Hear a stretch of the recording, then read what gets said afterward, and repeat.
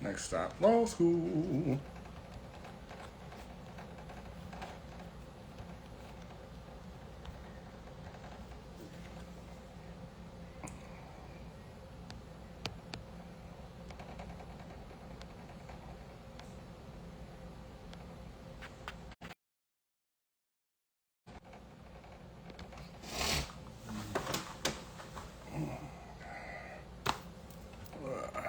We are good. All right, got the hat. All right, what's going on? What's going on? What's going on? Welcome you guys to Making the Case for Your Lawyer Dreams. We're going to let the room fill up. My name is Anthony, of course, the founder of BecomingJD, where our goal, our purpose is to give you guys the resources, the tips, the gems, the blueprints, the stories to keep you motivated, to keep you ready to take this next step in your lawyer journey. I know things are hard, y'all. I know right now things are hard. Send prayers out to those people still waiting to hear back from law schools. And I definitely send prayers out to people who may have been dismissed from law school, because I know the dismissal letters are starting to come out. Understand that even if you've been dismissed from law school, I am proof that you can still get into law school. So holla at your boy. We got some people in law school already who were dismissed, and you could be next. Keep your head up. Understand that this journey is hard, but nevertheless, you cannot lose if you don't quit. So as our room fills up, let us know where you're viewing our session from. Of course, I'm holding it down in St. Louis, Missouri. It is not the place where I want to be. No, sir, not at all. But it is the place where God has me. So let us know where you're viewing our session from as our room fills up. One of the things I also want to make sure to let you guys know is one promise I make every session that we have is if you have a question, it doesn't matter what it is. It can pertain to law school. It can pertain to the bar. It can pertain to practice. It can pertain to the LSAT. Whatever question you have, make sure you put it in the chat. And I promise, I swear for God, y'all, that we will answer it, because we want to make sure that no matter where you are in your journey, you can come away fed with a clear message in regards to what you have to do next. Thank you for joining us, Veronica. Thank you for joining us, Camille. Thank you for joining us, Neche. Thank you for joining us, you guys. We have a lot of guests lined up for June and July. Thank you, guys. If you guys have missed an episode of Making the Case, of course, Making the Case airs live every Wednesday at 8 p.m. Central Standard Time. We've been blessed to have an amazing array of guests. If you want to watch some of our past shows, you can subscribe to our YouTube channel. Just type in BecomingJD, and you'll see all 80 episodes. We're counting down to episode 100, and I cannot wait to get to episode 100, because without you guys, this would not be possible. So I'm excited to be able to have you guys. I hope that these episodes have been helpful to you on your journey. And last question I have to ask, is there a way I could do something to make my eyes not look red? Because I swear for God, it makes me look like I'm dog tired, but I'm pretty fine. But the eyes are red. But nevertheless, as you guys continue to build up, let us know where you're viewing our session from. And of course, I'm very excited about the guests that we have on. I want you guys to be able to understand that regardless of the challenges that you may be going through right now, there's still a path forward. And our guest tonight is a great example of that.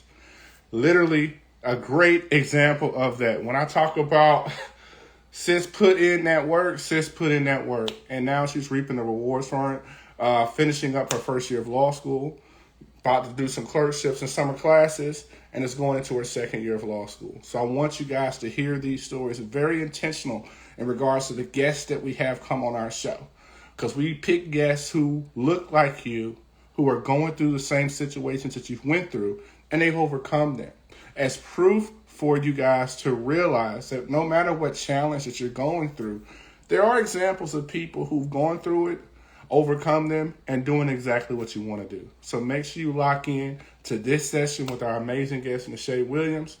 And so I'm going to go ahead and see you get her on, and let's make it do it. Again, whatever challenges you're going through, understand that there's a pathway forward. And if you have questions about how to navigate that path forward, feel free to send me a DM, because one of the things that I'm passionate about is helping you guys get into law school. And here's one of my proudest students who I've ever worked with right here. So what's going on, sis? How we doing, fam? Hi, Mr. Denmark. I'm doing good. How are you? I'm blessed. I'm so excited to be able to have you on. I sometimes just think about when me and you first started, and to see where you are now. Literally, you're halfway through law school. It's kind of crazy to think that, right? Yes. And I want to give an opportunity, because, around this time late in the year, is when people start getting bad news. People start getting on the cusp of saying, you know what, man, I'm going to give up. And I was just like so grateful to have you come on to the show because I think it's perfect because people need to get that recharge to realize, okay, you know what? That didn't work. That didn't work. Well, I'm going to keep swinging. And so, of course, go ahead and tell them your name and where you go to law school. We about to jump in this jump. Yeah. So my name is Neche William Spearman. I am married. I have one son, one child. He just turned 14. I attend Washburn Law School in Kansas, Topeka. Hold on, black people live out there? Yes.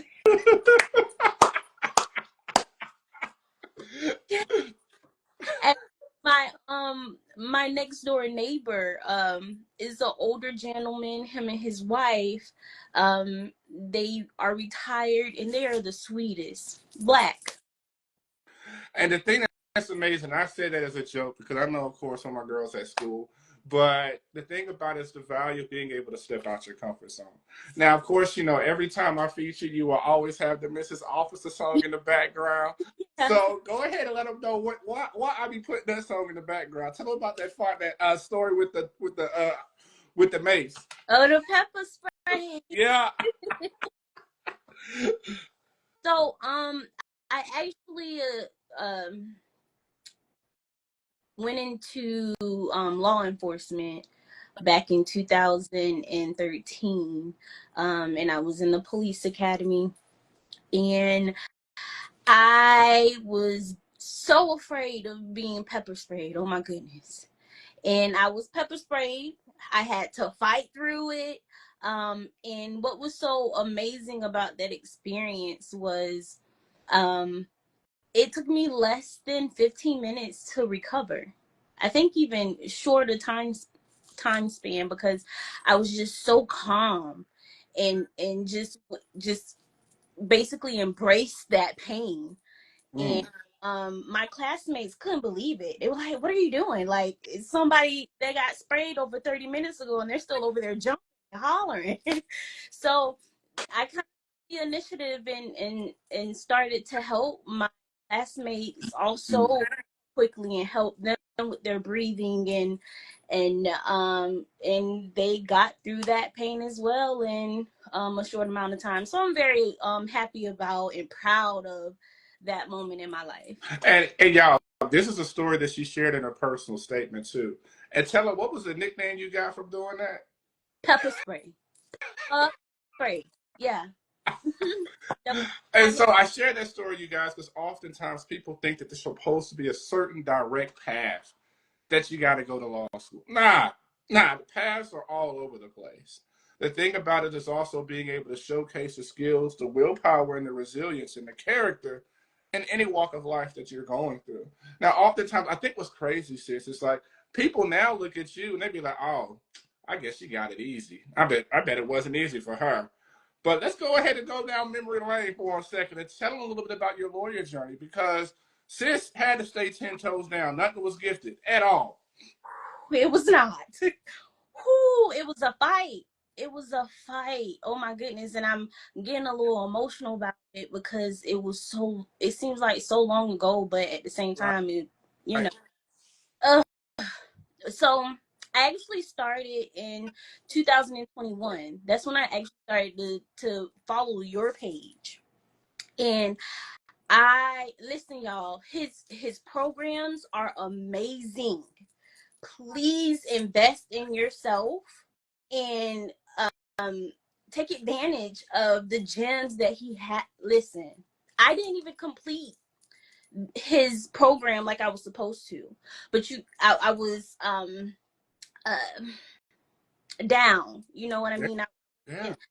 I wasn't getting to the places I wanted to Right. get to. Like I, I, I was giving up. I ain't gonna do lie to y'all. Let me just say what it is. I was giving up. I was giving up. Tired. I was tired, man.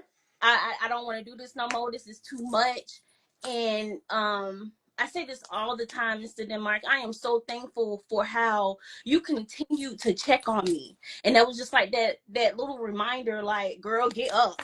Girl, get up. Girl, get up. So, yeah, this was in 2021. I took the LSAT twice. The first time I got a 142. No, the first time I got a 142. The second time I got a 140. And how about that's my score. 142 was the highest, and I'm in law school. Hold on. Say that again. You got a what? And you're in what? Yeah, a 142. I'm in law school. And not only that, my GPA, is that what it is, right? Yeah. They calculated that as a 2.0. I'm in law school. Y'all hear that, right? Oh, with a scholarship on top of that. Yeah, you can do it. You can do it. Do not give up on yourself. You can do it. I even got the opportunity to go into a Try It First program with a university in Arkansas in 2022 during the summer. I didn't get in. And when I mean, like, I was just like, dang, like, I can't catch a break. Like, what is going on? Yeah.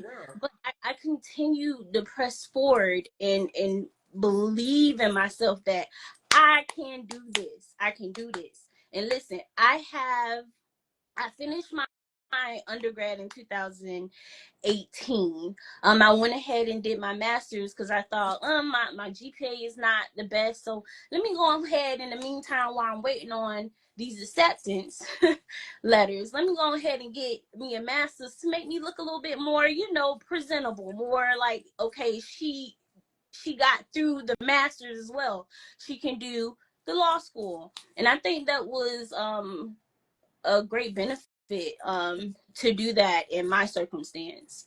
But yeah, so I went through the program and didn't get in, and a few more years of working a full-time job that I started to lose interest in, and I just said, Neche, you got to get up. There is no way you're going to sit here and have this dream. Like, the Lord didn't put me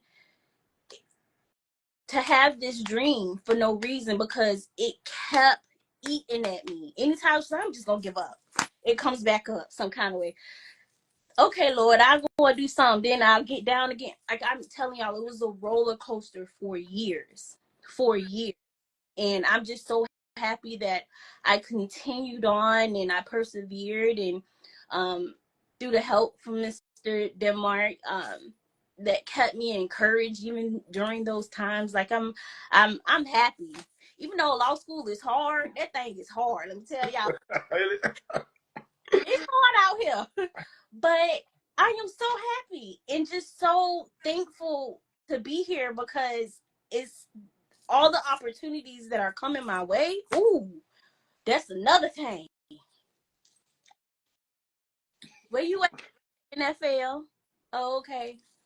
I'm loving the opportunities. It's crazy. It's crazy. And I think the thing that's amazing, and I want you guys to be able to understand the value of being able to say, okay, it didn't work this cycle. What can I add to my app? What can I add? What can I do to improve myself? Oftentimes, like the program that Sis is talking about, the initial program was a conditional admissions program through the University of Arkansas Little Rock. Sometimes people do those programs and they don't get in. But Sis was like, all right, bet. We gonna make it work. And I want you to tell them, because you end up going to get it in, because did you try the PreLaw Summer Institute through Clio? So I actually that's another story. Let me tell you. Mm-hmm. So I say, okay, let me try Clio. Let me see what they're working with. Maybe they can, help me that pipeline, get me in the front door. I just need one yes. So I applied to them in January of 23. No, 24. Sorry. 24. And and when I applied, one of their requirements was to apply to at least one of their partner schools, and Washburn was one of them. I had never heard of the school before, never. Till right? Hey, but sis, you not alone. I bet everybody throw a hand up in the chat if you have never heard of Washburn, because I was definitely never heard of it either. So you ain't no shame in that. Yeah, didn't know. And so when I first submitted the application, initially I didn't apply to any of the schools. So I was just like, I'm not doing that. I'm just gonna apply. How they gonna know if I applied over here? Let me just see if I get on this in this program. Maybe a week later, something in me said, girl, if you don't apply to one of them schools, you better go and apply to one of them schools. It wasn't nothing but the Lord and obedience. That's all it was obedience. I was just like, okay, let me see. Let me look. Let me pull this website up again. Let me look at their schools. And I see Washburn again. I said, let me go ahead and just apply. I had to get my research or nothing on the school. Nothing. So when I applied to them, it took them 13 days after I applied to accept me. And Cleo didn't accept me in their program. So it's just to show, just be obedient. Just be obedient. Apply to all the schools. And Washburn was the only school I applied to during that cycle. That only school. And they sent that, yes, come on, let's go. With my scholarship. Oh, I'm coming. I don't care where you are located. I'm coming. That's all I needed was one yes. And so one of the things I always love hearing about is, I want you to tell me this. Oh, you there? You got me?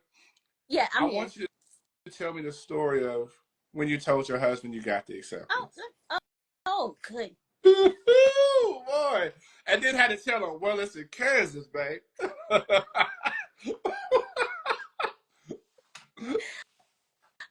let me tell you. Oh my goodness. So I had been going through some things at work. One of the and I work for a public defender's office. And one of the attorneys came in and she was talking about one of her cases, and she was a Jewish white woman. I'm just gonna be real with y'all. And I heard her in the hallway, and she hollered the N-word and laughed when so it turned my whole experience into getting into law school to like, oh, you just gonna sit here and play in my face? Oh no, I got something for you. Watch this.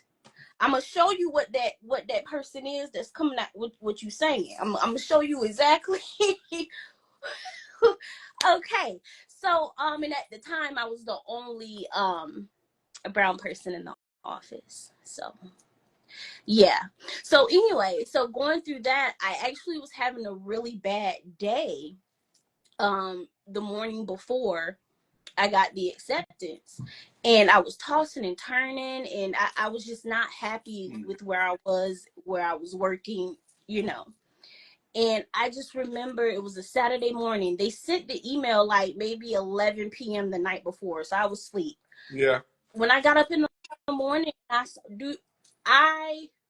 don't know if I've ever heard myself cry like that. I was weeping to the point where it scared my husband. He was still asleep. He was still asleep, and he was like, "What's going on, babe? Like, what's wrong? What's wrong? What's wrong?" Like concerned. And I'm like, I just gave him the phone, and he was just like, "Oh, yeah, we doing this. Let's go." He was all in. He was all in, and I'm so thankful for that man. That's a good man, Savannah. He's say, my man. Yes, that's a good man. And since we've been in Kansas, like, this is new to him. He's from Miami. He's a Miami Dade, and he's not used to the cold, to the snow, and oh my goodness, he's been taking good care of me while going through this process. It's amazing. I'm the same. And just to let you guys know again, make sure you tune in, lock in to this episode of Making the Case. If you're looking for inspiration, if you're looking for proof that you can and you will be what you want and can manifest it, this sister here is the proof. And I think one of the things, sis, that people oftentimes have the biggest struggle with is their comfort zones. Where I got family at, where I got friends at, where I have paid rent at, where it's comfortable. And oftentimes I tell people, more people are going to miss out on their lawyer dreams, not because of the LSAT, not because of the bar, but because of their comfort zones. So I would love you to talk about like it wasn't easy initially. What made you be like, all right, yeah, Kansas, all right, we going to make this work. How was that transition going from the South to the Midwest? Yeah, it was a tough pill to swallow. Like leaving my family, that support system, that physical support system. My family is huge and very supportive. That was the hardest thing for me.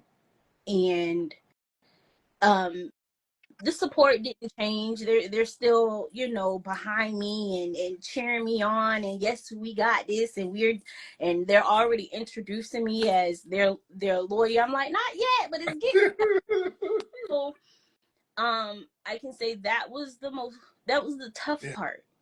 And I felt like I was really adulting, like I was grown because being out of state.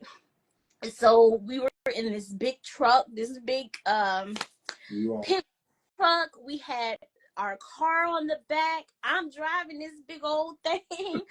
And I started taking turns. My son is sitting in the middle. Like there was this big family thing coming from South Florida all the way to Kansas. It was like a 26-hour drive. It was different. And then to get here, and my apartment wasn't quite ready, so that was a little bit discouraging as well. Like there was a lot of things that happened in the beginning that could have derailed the plan. Even through that, I persevered and said, I'm not letting nothing stop me. I don't got this far. The Lord has gotten me this far. I'm not stopping. We're gonna get through this by any means necessary. And I think the amazing thing out there is I want you to I oftentimes make posts where I tell people, I say, listen, man, we all can't go to chocolate cities. We all can't. I mean, I love my HBCUs as an HBCU grad. I love my HBCU cities, Atlanta, DC, Chicago, Miami. But there are a lot of law schools out there that are looking for opportunities to extend opportunities to help melanate their schools. And of course, I think it's an opportunity that people oftentimes are afraid of. But what was it about? Because I mean, come on, we from the South. Both of us from the South. You know how we roll. When we go into a room, we counting how many? Oh, damn, we the only one. What was that comfort level? Because I think a lot of people are afraid of that. Because I mean, Miami is home. For me, Nashville was home. Atlanta was home. New Orleans was home. Yeah. And then you go into a place where you like, dang, it's only two, three. So what would you say to people out there who are hesitant about going to a city where, we're kind of reminded of our minority status when we go there? Yeah, I would just say embrace it. Don't be scared of being in a different environment than what you're used to. To tell you honestly, coming into this profession as a Black woman is, Reminder every day. small, very small. So, I mean, I really didn't focus too much on that.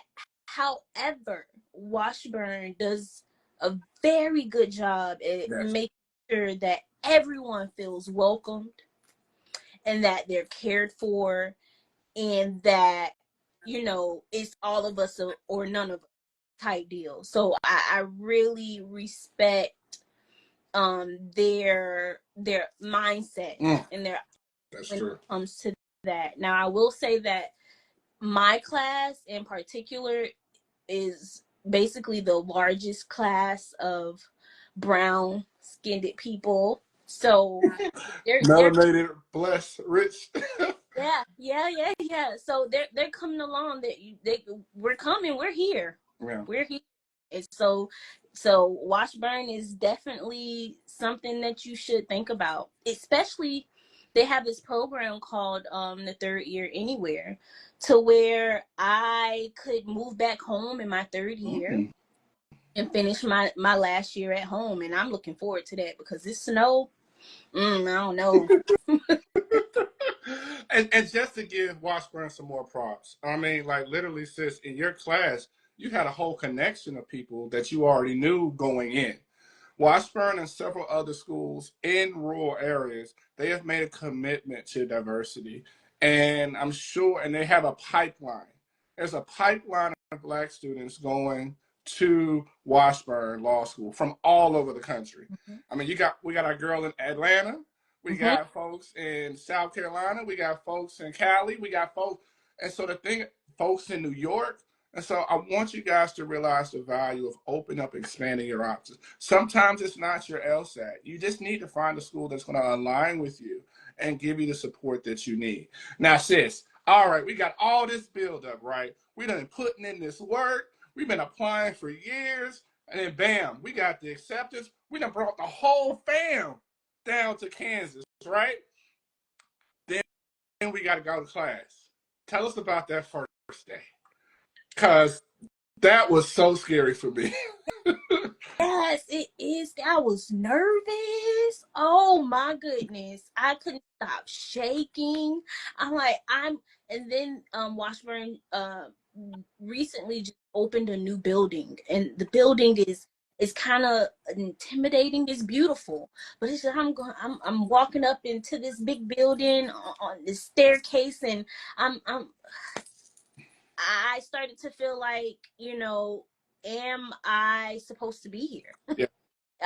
That imposter syndrome is real. It is, but that was all on me. Yeah. No one else was putting that pressure on me. It was myself. So going in, and as soon as I walked in, and I was greeted by these bright and excited faculty members, and they're just like, yeah, let's go, we're getting it started, and come on, let's talk, they set it up to where I could network with my fellow classmates. Like it was a nice welcoming, and it really helped with the nerves. Yeah. So they did a nice job at welcoming their students.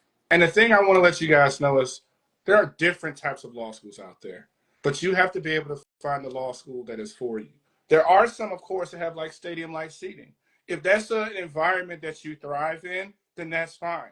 If you need an environment where you want that small class community feeling, then schools like Washburn, schools like Mitchell Hamline, schools like Southern University Law Center, schools like Southwestern, schools like Vermont, schools like Pace are excellent schools like that because they give you that sense of community that you need and that support that you need. Now, that don't mean the schools are easier. Hell no. But they let it be known up front about the resources and the support, and they're making themselves available. Now, of course, we've all heard about the Socratic method. The Socratic method, of course, for you guys who haven't heard, it has not changed over the years. It's a method of learning where there is never a wrong answer, there's never a right answer, there's only more questions. And oftentimes you will get cold called. And sometimes, if you're lucky, they'll just ask you one question. But if you're unlucky, they may stay with your ass for the entire damn classroom. Ooh, So tell us about your experience with the Socratic method, sis. oh my goodness, that first oh oh my, it was in criminal law. And what was so crazy was I thought I was saved, right? Because when he asked me I can't even remember what it was, but when he asked me the question, the professor, it was towards the end of class. So when I started to speak, he was like, "Oh, Saved by the Bell, you know. So I was just like, oh, okay, yeah, I'm good. He was like, now you have to get ready now because next class I'll be asking the same question. So now it's like it's pressure because I have to go and make sure I answer this question right when he calls on me next. And I kind of had an advantage You because I knew knew it was coming. what the question was. Yeah. So it was I remember it being a very hard case to understand for me. And when he called on me in that next class, he's like, okay, Miss Williams, tell me what you have. Go. And I felt like I bombed it. I felt like I bombed it. Oh my goodness. But by the end of the class, when I spoke with the professor, he was like, look, it was a hard case. I'm not looking for a right answer. I just want to know that my students are understanding the material. And if they don't, I can go back and make sure that they do. So don't never think that the cold call is to embarrass you. It's not. And you don't have to be right every time. It's okay to be wrong. That's how we learn. So that was a very, very, very, very good lesson that I needed to have as far as getting cold call. Now I'm just like, okay, when them cold calls come, I'm ready. Like, okay, come on. What you got to say? Let's talk about it. So it gets easier over time. And I think, and I want to emphasize to you guys, like, what sis did here is all it took me getting dismissed from law school to do. And that was, I didn't know the answer during the cold call, and I didn't go ask for help. Literally, this whole journey about becoming a lawyer, you guys, is about being humble enough and realizing that, you know what, there's people who know more than you. And you know what? If you want to pass, go ask them. They are there, available. Office hours are for a reason. And also, getting resources to invest in yourself and your lawyer dreams are there for a reason. You do not have to struggle alone. It does not make you less smart, even though I'm sure when I went to law school, I'm sure it's the same, where people be like, I didn't study at all. Did you hear that BS Oh, throughout the time we was in law school? absolutely. I hear it all the time. And listen, just to say, I'm glad you brought that up because I am a student with learning differences. So I have the IEP and the testing and all the documentation to get the help that I need while in law school. And the school has been uh welcoming as far as getting me the resources that I need and making sure that I'm okay and checking on me often. So don't let that deter you either. If you learn different from others, if you have difficulty in grasping things the first time, don't let that deter you from your goals. You can do this. If I'm here, you definitely can be here. And it's amazing the help that is provided for students with learning differences. And the thing about it is, I tell people, I say this phrase, I say it all the time to you, and I want you guys out there to hear it, is that law schools only know what you share with them. And for a lot of us out there, we oftentimes mistakenly, and I'm guilty of it too, we oftentimes initially attach our value and our worth to our LSAT scores. And we think because of our LSAT score, it's not a 180, that means that we're less than or we're not capable. And I'll never forget, some coach once told me, he said, all your LSAT score really shows is that it shows privilege. It shows that you either one had the resources and the time. So the thing is this, I can pay for the class, but I ain't got the time. It don't really matter. All the LSAT score shows is privilege. But the beautiful thing about law schools, like Washburn law schools all over the country, George Washington too, because they got somebody in school with a 129, is you have other parts of your application to be able to show them that you're capable. And the thing about it is, sis right here, when she didn't know, she pulled up and asked. It's a lot of you guys out there who are afraid to ask. And I want you to understand that oftentimes the reason why you haven't gotten into law school is not because you're not capable, but it's because you've been afraid to ask. It doesn't make you less intelligent. It doesn't make you any less qualified. Because I know when I went to law school, the first time I was driven by pride and ego. And I was good in school. I had a 3.8. I don't need no help. I'm a great writer. Got dismissed. Second time, I made it an effort. If I didn't know, I asked. If I thought I knew, because in law school, you're gonna think you know. I thought I knew. I'm gonna make sure and get clarity. I want you guys to understand the power of asking for help. I mean, because that's how you progress. Asking for help is going to help you get into law school. Letters of recommendations. Asking for help is going to help you get the GPA you need because you're meeting with your professors and building relationships. Asking for help is going to help you build that network that you need when you're trying to get internships and clerkships and ultimately end up securing a job. So get into the habit of asking for help. This is not a one-person journey, you guys. If you do this alone, it's going to be very hard, and it's not going to be as beneficial because it's just all about building relationships. And sis, I know your network is epic. Tell me about how your networking game was happening up in Kansas. Well, you know, I'm I'm I'm blessed because I have a lot of family members that are in different industries. Right.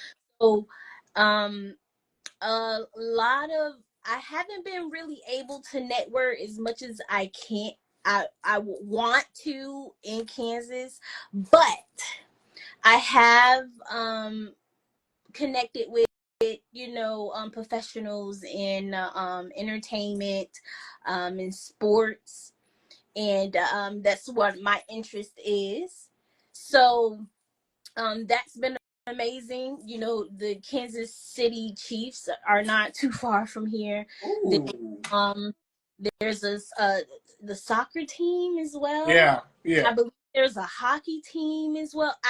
I've been able to meet so many different alumni from Washburn that's within those rims to get connected with, and I'm excited for my future because Washburn has some connections. They really do. And I'm looking forward to meeting more people out here. Everyone is very nice, and I thought, the Southern hospitality where I'm from was, top tier. Oh, it's something about this Midwest. It's different over here. See, and the thing about South Florida, like if I'm on the side of the road, my car, is disabled, not many people are gonna stop. They're gonna keep going and minding their business. Here, you'll get 2 or 3 different people from different vehicles. You need some help. You need some help. Oh, So wow, that's amazing. it's a family. It's a family community here. It's small but mighty. And the thing about it is, I oftentimes tell people, for those who may have reluctance, realize this is about the law life, not the night life. Yeah. Okay? We can go hang our shingle and do the dang thing up in after we finish. But sometimes being able to lock in can be something that's beneficial. And I know one of the things that oftentimes is a misnomer, because I think one of the things I think about you is you talk from so many different lenses, right? Because there's a lot of moms out there who want to go to law school. There's a lot of dads out there who want to go to law school. And oftentimes they don't see representation of dads, of moms going to law school. They just think they have to wait. So, what advice would you give to a dad or a mom, or to let's see here, Reed Nicole, who is interested in going to law school but also has children? What advice would you give to them? Yes. So I would say do it because your children, especially your children watching you go through this experience, it's going to open so many opportunities for them as well. Go ahead and do it. The children are not going to slow you down. You can have them on your hip and walk into that classroom and get your education. I was worried about my son settling here. Yeah. You know, friends and his mental health, because it's a lot to leave from your home into a whole different environment. Yeah. And he said my baby's been making honor roll every semester, and I am so proud of him. I am so proud of him to be able to come here and do that. Our children are resilient. Yes. One, they're resilient. So I think, you know, you may be worrying yourself a little bit too much. Those kids are going to be fine. The kids are going to be fine, and you will be too. And I think the thing that's amazing, because I know I went to law school. The first time I went to law school, sis, when I got dismissed, I had no kids and no responsibilities. But something about me going back the second time, I had 3 kids. I was married. The level of focus and the commitment, realizing that you're doing this for a purpose that's serving someone. I remember bringing my kids into my class, giving them the headphones and the tablet and the McDonald's. Please be quiet. But it's something that's out there, you guys. And one thing that is amazing, you guys, is that, oh, wow, one of my students just sent me a text. He said he got into Harvard. Awesome. But that's awesome. That's great. It is. But I want to tell you guys that it's possible. And you going for your dreams and your kids witnessing that, that is something that's amazing too. Oh, my dad's in law school. My mom's in medical school. That's something that's normalizing work ethic. That's normalizing excellence. That's normalizing, and it's a motivation. And yeah, we try to celebrate all the mom lawyers out there, the dad lawyers. I got some coming up for Father's Day. But I want you guys to realize you don't have to wait.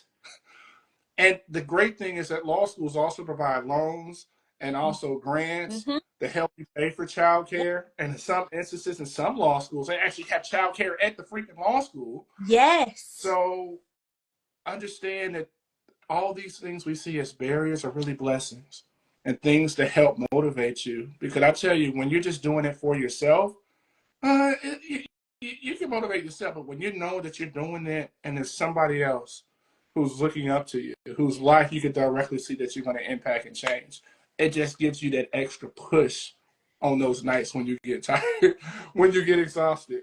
I remember holding my son during finals week, feeding him while studying for contracts. Crazy. But I kept pushing. And so I want you to tell me, what was like the class where you realized, damn, this is hard. But I could. Yeah. For me, it was torts and contracts. I really believe that the law is not written for us to understand. Us meaning us brown people. I love how you sound it. The South come out you. Us brown folk. You know what I'm saying, cuz. It is not for us to understand. So to pick apart, and especially where I'm from, you know, I'm very urban, you know, so the language, even though it was English, it was a foreign language. Yeah. And then when I would get the explanation about, you know, the law, I'm like, why didn't they just go ahead and say that? Like, walk all the way around. Why they just couldn't say that? Listen. Once I realized that, you know, the law wasn't written for us to understand, it gave me even more motivation to understand. Yeah. Because I started to realize, oh, I can twist this around in my favor. They done messed up. So it's that torts and that contracts. Ooh, wee. Yeah. What is that? Like And the thing about it is, one thing that's amazing, you guys, for you guys out there listening, if either you're in law school, I'm sure you're having trauma memories, and for you guys who want to be there, understand like every step in this process is growth. Yes. Literally every step, every hardship is forcing you to update who you are, update your approach, and if you don't, you're going to repeat. And the thing is, just like for you guys who are at the LSAT level, understand it's all about updating how you approach and becoming more self-aware of yourself and saying, I can be better. It's going to take work. I'm ready to put in the work. I don't like it, but I'm going to do it anyway. Oh, yes, you say it again. I don't like it, but I'm going to do it anyway. I am growing every day. I'm still, the Lord is working on me. Let's just say that. And I think the thing that's amazing is oftentimes, and I'm sure you guys, is that the change happens and you don't even realize it. I think that's the beautiful thing about it, is you're just constantly evolving and changing. Your writing is changing. I mean, I'm sure, one thing someone said, go look at what you wrote at the beginning of the year for your legal research and writing. Now go look what you write now. And it's all about change. And it's all about, and I tell people with law school, it's not about it's all about what I remember, never hear this phrase. It's Mike Tomlin says, a lot of people are capable, but not a lot of people are willing. Are people willing to do what it takes to get to the next step? Mm-hmm. There's going to be tears. There's going to be nights of confusion. There's going to be days of humility. There's going to be days of failure. Yeah. If you are willing to go and weather that storm, it's going to be okay. And I know, like right now, sis, I got just like the same way I got that text about one of my students getting into Harvard. I got another text about another student who hasn't heard from any schools yet. And one of the things I always love to do is give you, especially sis, you talking from the masses. You can talk from personal experience. There's somebody out there right now who either one, because around this time of the year, y'all got your grades back. That means people that got dismissed from school. That means also people, we're almost in May. We're almost in June. People have gotten their final rejections. People are still battling with the fact that they just may have failed the bar. And I love to always end my show by giving you guys the floor to give a word of encouragement. Because hearing it from me is different. But hearing it from someone who's in the trenches, who's been there, who's overcoming and still fighting, I think it could be something more meaningful. So I'm going to shut up and I'm going to let you talk. So, yeah, I would just like to say, get up. Get up. You can fall 1,000, 1,000,000 times, but just continue to get up. It's hard.